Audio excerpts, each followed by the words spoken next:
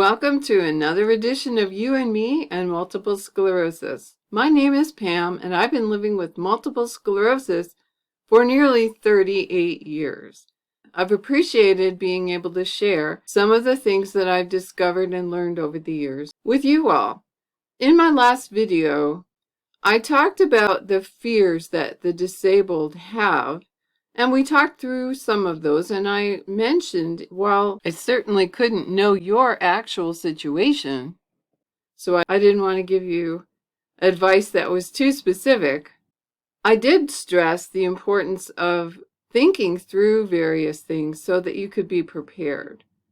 Things that you might fear, you need to have a backup plan, you need to think through the resources that could be available to you, and so on. And so we did that, but then after I got done with the video, I started thinking there are maybe other things we could talk about as well. So today what I'd like to talk about is what in my mind is kind of the opposite of fear, which is confidence. And what kinds of things we might have confidence in. I thought, well, why don't we just kind of take an inventory, and I'll give you the rundown from my point of view, in my situation. Areas where I might have confidence and areas where perhaps I don't, and I need to think through things a little bit more. Let's make something of an inventory then of our areas where we might have confidence and areas where perhaps we're somewhat lacking in confidence. And before I start, I guess I just want to say, well, what is the definition that I'm going to use of confidence? Sometimes when we think about confidence, we think about that sort of shoulders back, head held high, smile on the face, bravado, that you can take on the world. But I'm looking at things a little bit more low-key than that. I'm thinking of confidence as not having to even give the thing any thought. I've always thought that about weather. My favorite kind of weather is the weather that you hardly even notice when you go outside. Maybe you might say, oh, this is nice, but it's not too hot, it's not too cold, it's not too windy, it's not too icy, it's not too anything. So I'm kind of thinking that for the perspective of someone with multiple sclerosis, an area where you have confidence would be an area where you don't really need to give it any thought. You can just go ahead and do what you wanted to do or plan to do without having to overthink it. And the first one that I'll talk about is the physical area. Do you have confidence in your physicality? In other words, can you trust your body to carry out the goals or actions that you ask it to do? And can you do that reliably? Probably most of us would answer that one no. Even though I'm still ambulatory, things just are not what they used to be at all. And I definitely don't have a lot of confidence in my physicality. Just recently, I learned that all 10 of my fingers and all 10 of my toes are number than I thought they were, which I guess sort of explains why I get clumsy sometimes and I drop things and I don't have the fine tactile sensation that I used to with my fingertips. I don't have all of the nerve ending activity sending messages to my brain that I used to. I'm no longer like I used to be. I see people going up and down stairs without holding on to the hand railing, and I marvel at that because that's certainly not something I can do anymore.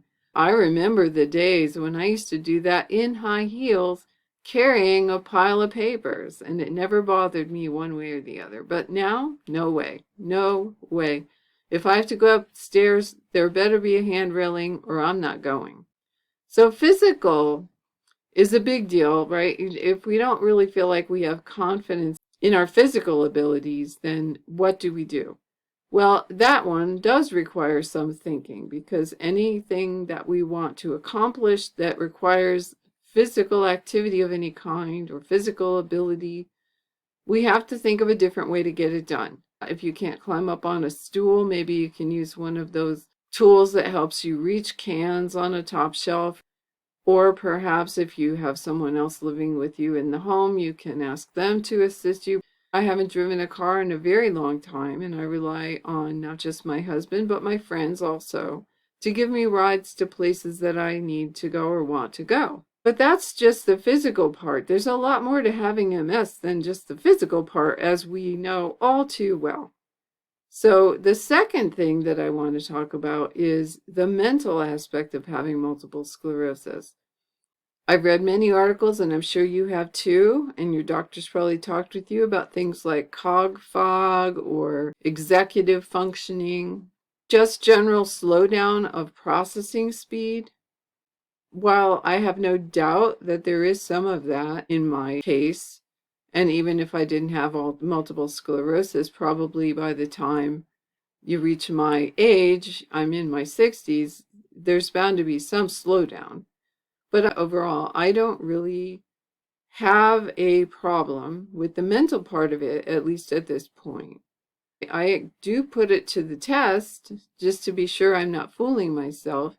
And just recently, I think you all know, I finished a graduate degree, a Master's of Divinity, and I did just fine.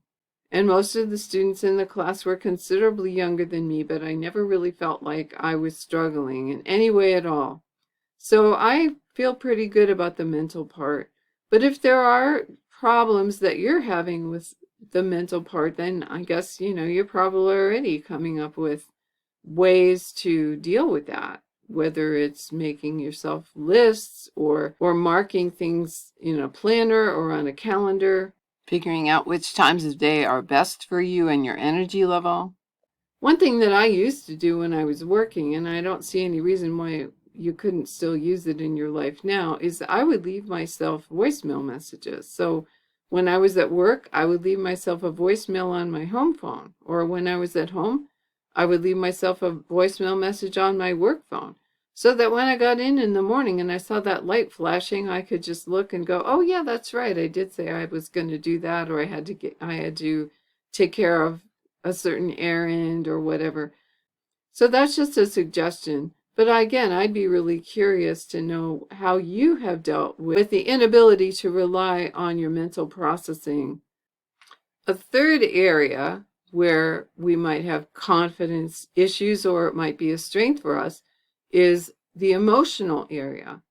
And I think back on how I was before I had MS, and I compare it with myself now, and I have to admit that I do not have the emotional self-control that I had in the past. I'm not as even keel as I used to be.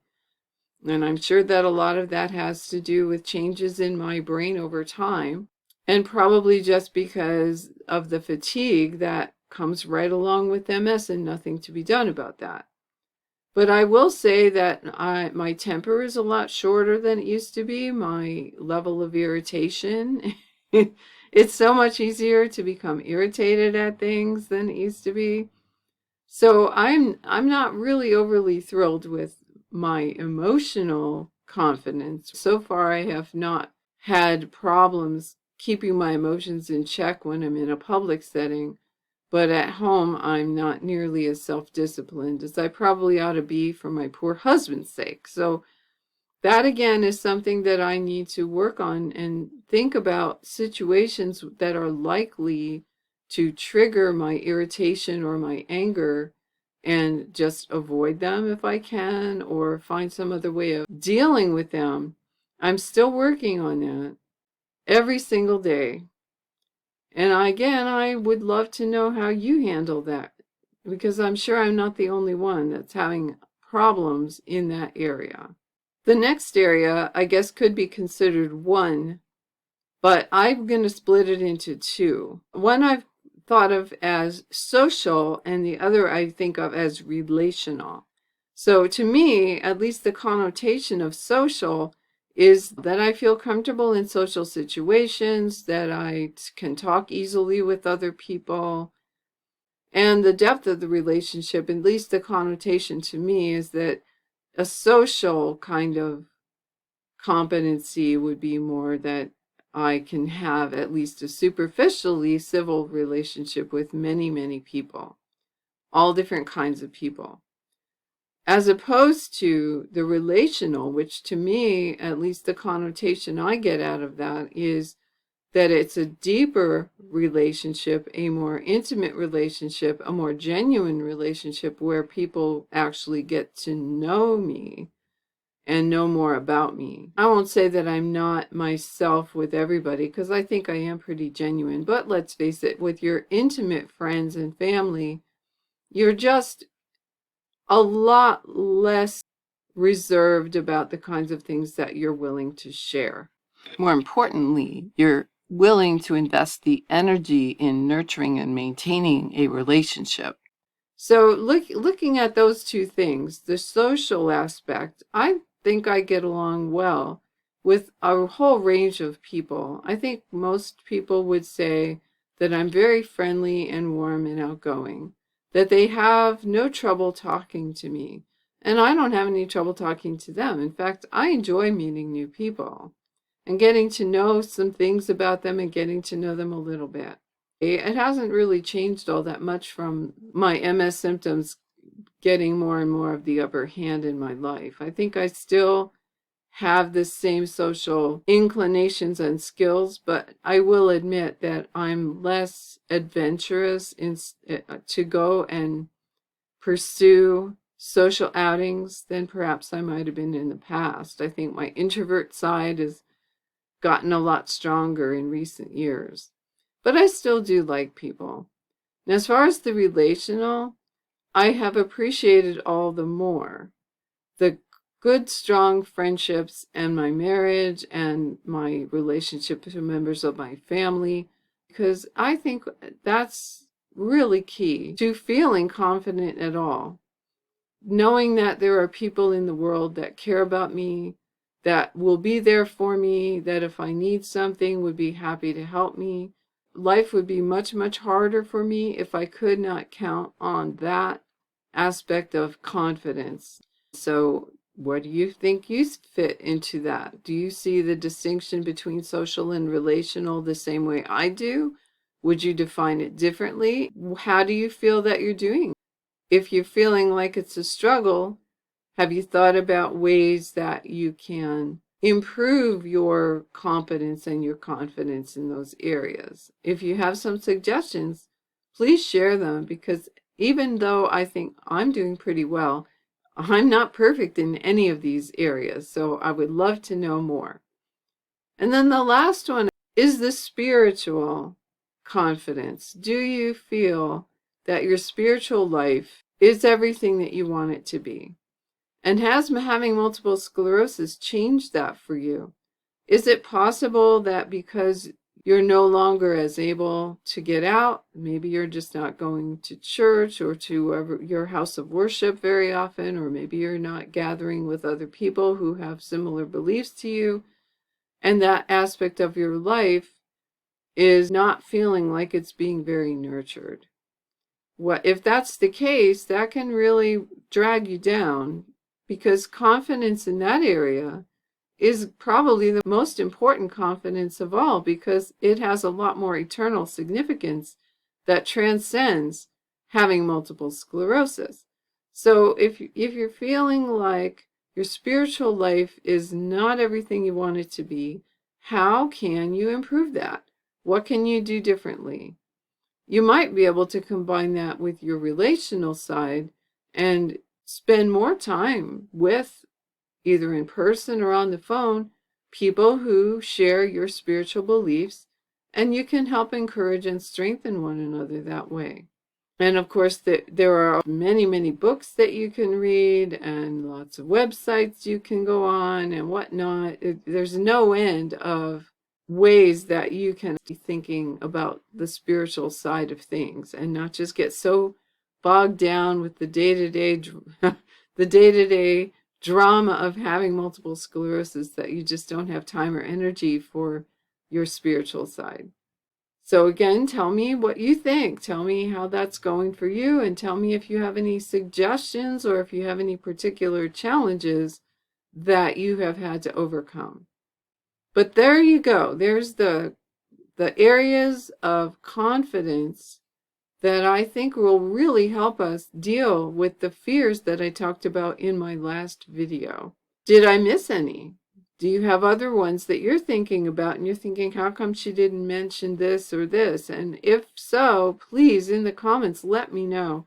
I love to have discussions about these things because I think it helps us all to have someone to talk to that understands. But that's all I have for you today. I'm sure that we'll be talking again. But in the meantime, take really, really good care of yourself. And until I see you again in my next video.